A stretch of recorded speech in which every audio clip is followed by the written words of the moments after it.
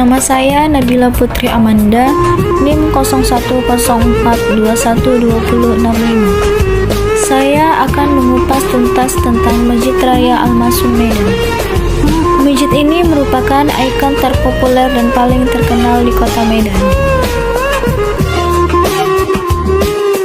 Sejarah pembangunan masjid ini dibangun pada tanggal 21 Agustus 1906 dan selesai dibuka untuk umum pada tanggal 10 September 1903. Pembangunan masjid ini diprakarsai oleh Sultan Mahmud Al-Rashid Perkasa Alam Syah ke-9.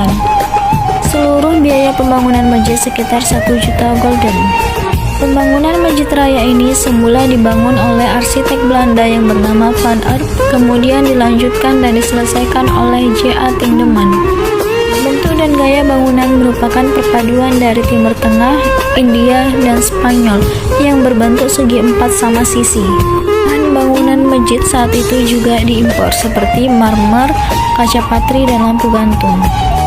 Bagian depan area masjid ini merupakan makam para sultan dan keluarga besar Kesultanan Delhi hingga saat ini. Masjid ini merupakan pusat syiar Islam di kota Medan dan Sumatera Utara. Terutama pada saat bulan suci Ramadan, di sepanjang jalan antara Istana Maimun dan Masjid Raya akan selalu ada event bazar dan beberapa kegiatan Islami lainnya.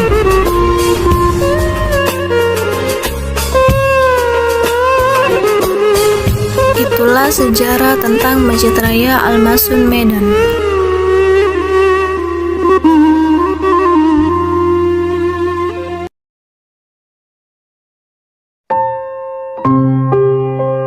Saya Tria Tanti dengan NIM 0104212069 dengan mini vlog di Taman Makam Pahlawan Bukit Barisan. Taman Makam Pahlawan Bukit Barisan adalah sebuah komplek pemakaman untuk para pahlawan, pejabat militer, dan pejabat tinggi negara yang terletak di Jalan Sisingamangaraja, Kelurahan Pasar Merah Barat, Kecamatan Medan Kota, Kota Medan, Sumatera Utara. Komplek Taman Makam Pahlawan ini luasnya mencapai 7,8 hektar. Kurang lebih telah terdapat 5.300 makam pahlawan di tempat ini. Diperkirakan Taman Makam Pahlawan ini telah ada sejak tahun 50-an. Pemugaran terhadap Taman Makam Pahlawan ini dilakukan pada tahun 1995, yang peresmiannya ditandatangani oleh Menteri Sosial Inten Suweno, Gubernur Sumatera Utara Raja Inal Siregar, serta Pandang 1 atau Bukit Barisan Arye J. Kumaat.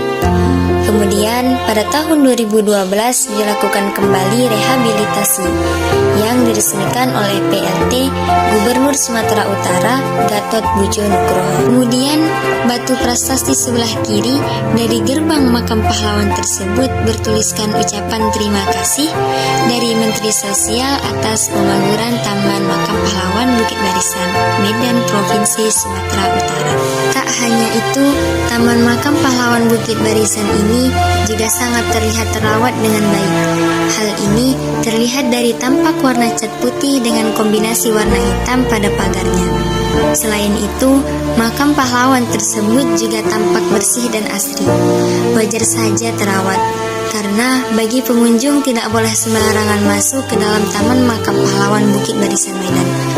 Karena di depan pagar sudah tercantum papan himbauan bahwasannya tidak boleh sembarangan masuk ke area makam pahlawan tersebut. Di sini terdapat juga beberapa slogan dan semboyan seperti berjuang tanpa pamrih, merdeka atau mati, bersatu kita teguh, bercerai kita runtuh. Assalamualaikum warahmatullahi wabarakatuh. Perkenalkan, nama saya Tamanda Siregar. Di sini saya akan menjelaskan artefak yang ada di Museum Negeri Sumatera Utara. Yang pertama saya akan menjelaskan kerajaan Hindu dan Buddha di Provinsi Sumatera Utara.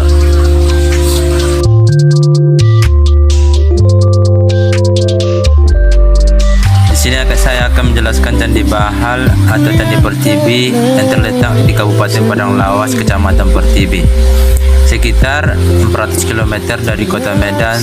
Candi ini sangat ramai dikunjungi oleh para wisata.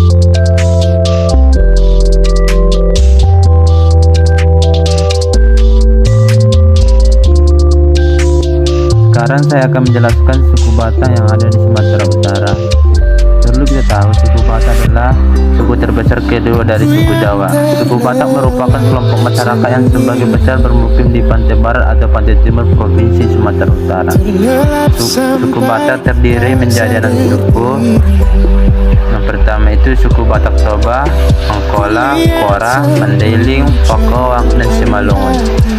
Akan tetapi semua suku etnis yang paling dikenal adalah suku Batak Toba, sehingga banyak orang mengira bahwa hanya suku Batak Toba yang dianggap sebagai suku Batak. Itu hanyalah sebuah mimpi terbangunkan pagi bersama mata. Sejarah suku Batak. Suku Batak ialah kelompok etnis tua di Nusantara. Akan tetapi karena keterbatasan catatan dan literatur menjadikan sejarah sulit untuk ditelusuri.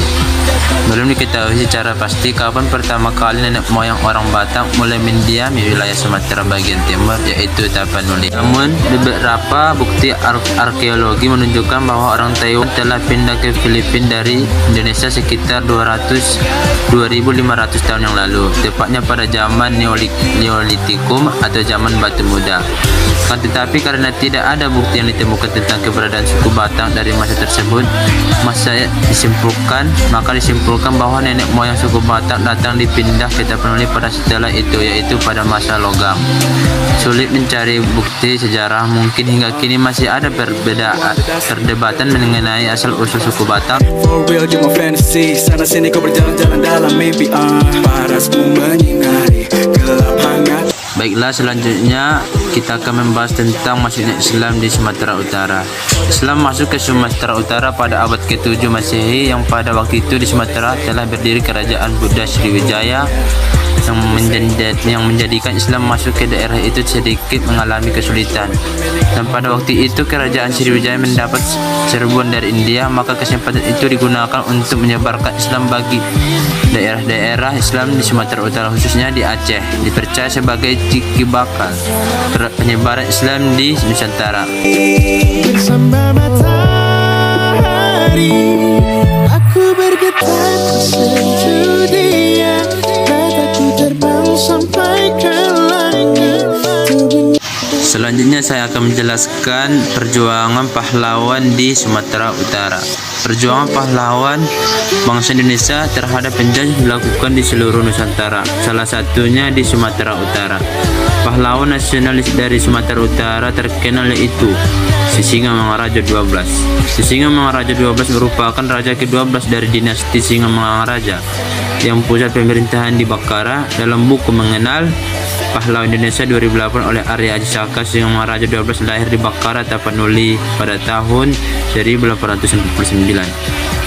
Memiliki nama asli Patuan Besar Opu Pulau Batu. Nama Sisingamangaraja XII baru digunakan pada tahun 1867 setelah diangkat menjadi raja mengganti ayahnya yang wafat akibat sakit. Perlawanan Sisingamangaraja kepada Belanda pada Februari 1878. Sisingamangaraja XII mulai melawan Belanda untuk mempertahankan daerah kekuasaannya di Tapanuli. Dan di sini ada foto para petinggi di Sumatera Utara, yaitu terdiri dari gubernur dan para tokoh-tokoh lain. Baiklah, yang terakhir saya akan menjelaskan sejarah manusia purba dan hewan purba.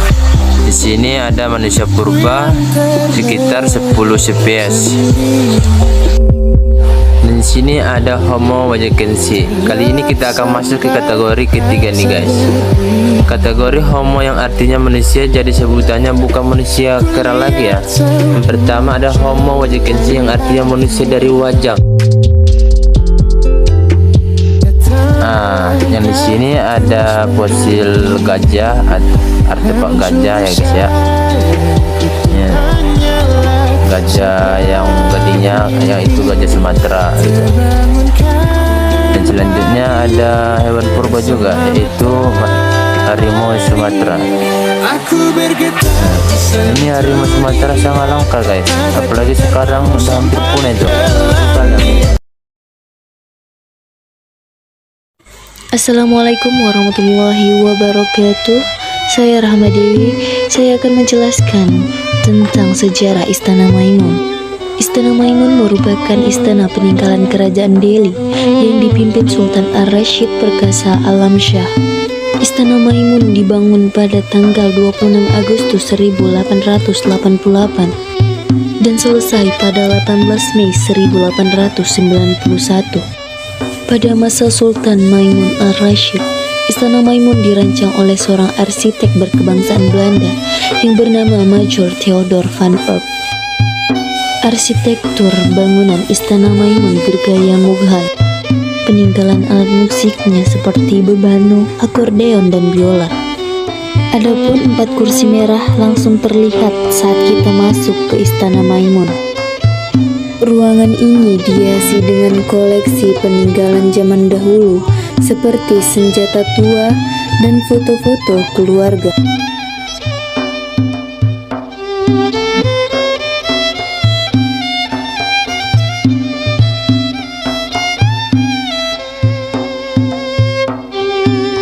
Di dalamnya juga terdapat berbagai macam perabotan dengan gaya Eropa seperti lemari, kursi-kursi kerajaan, dan lampu-lampu kristal.